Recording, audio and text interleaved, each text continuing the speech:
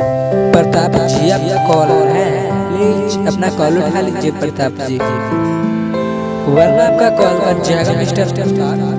किसी को आपसे बहुत ही अर्जेंट बात करना है, कृपया करके आप अपना थोड़ा सा वक्त निकालिए और अपना कॉल जल्द से जल्द उठा लीजिए मिस्टर प्रताप,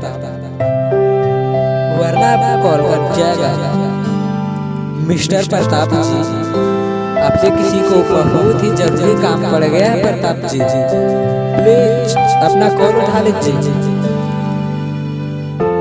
वरना आपका कॉल कट जाएगा मिस्टर प्रताप।